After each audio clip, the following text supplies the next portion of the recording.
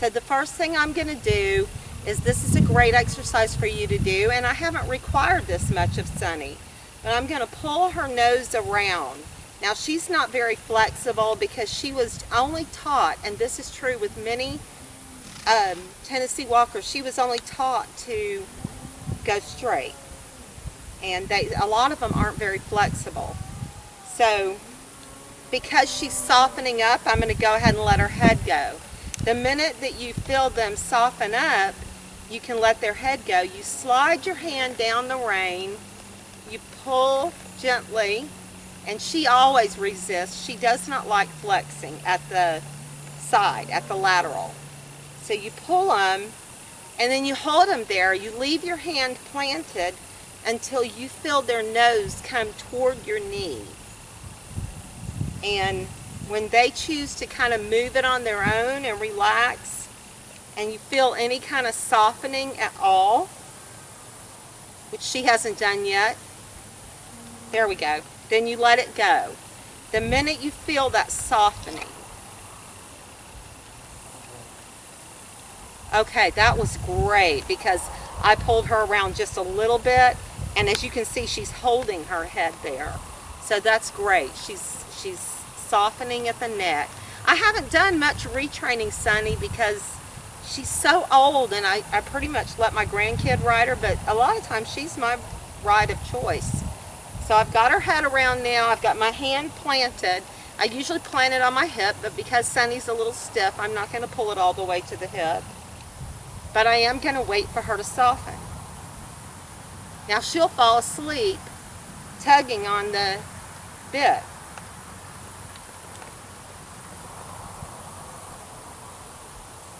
And she's really resisting right now, so I'm just going to hold my hand there. You don't want to get to where you're pumping back and forth, because then that's what they'll look for. They'll look for the pumping back and forth. But if you just hold your hand there,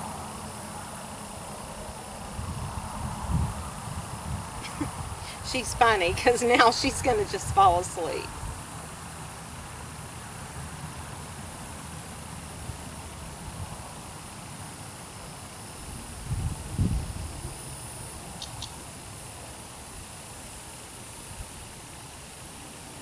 Okay, so she gave me a little bit of softness. It wasn't much.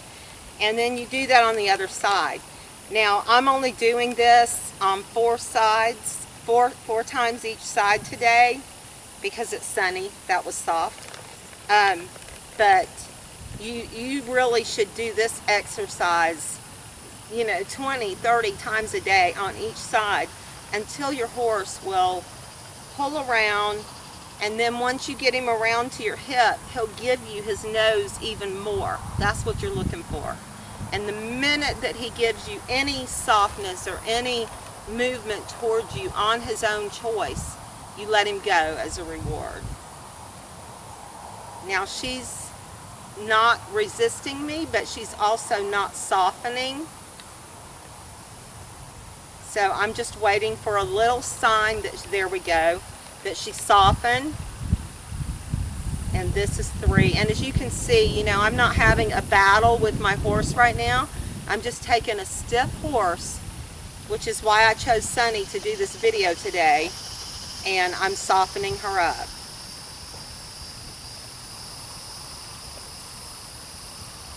You can really tell that they've softened when you let go of all pressure. You're on a completely loose rein, but their head is still bent around.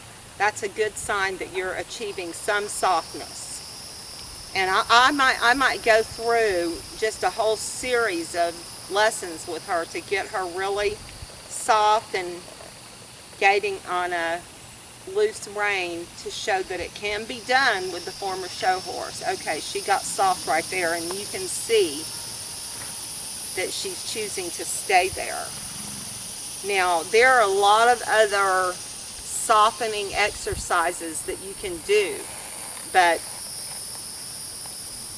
one of the things that you want to do is you don't want to teach this until they have the lateral flexion down. So you want to be able to lift your reins and get a bend at the pole. And the reason that I'm not getting that right now out of Sunny is she was trained on a big bit.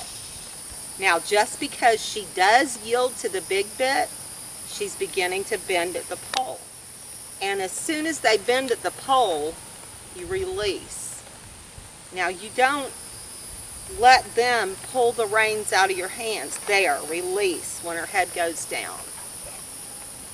You put your hands, pick a spot. I usually pick my thighs, and when she bends, I soften.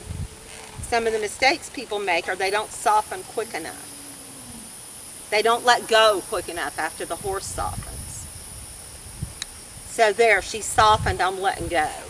So you have to do that hundreds of times, and if you do that hundreds of times, you can get them to where they are bending at the pole in a snaffle bit. But you can see that with a horse that's as well trained as Sunny on the big Tennessee Walker bit, even she has some resistance when it comes to softening in the snaffle bit. So that's why I said, you know, if while you're retraining, or if you don't know how to retrain, maybe you might want to just ride your horse in a bigger bit if you can keep your hands soft, because the horse is already trained to that level to be able to flex in that bit. And the flexion that the horse does, like Sunny's doing now, actually relieves the pressure from the bit. So if you can take a big bit and plant your hands somewhere where they're not going to move, and then you can get the horse to flex like that, you can actually move forward in that flexion. Okay? And I could move forward at a gait, or I can move forward at that little 2 or 3 steps. Another thing that you want to do is once you've got your horse's nose flexing, and she's not right now, she's really pulling against it, there we go, then you can start asking for the back by putting on a little leg pressure.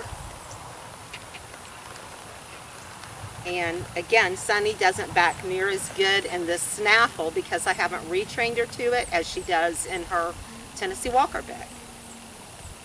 So there's no question that she performs better in her Tennessee Walker bit. That's what she was trained in, and that's what she was ridden in for 25 years. But because of some of that training, she knows that I'm asking for flexion at the pole. She was taught flexion at the pole, but not lateral flexion. And then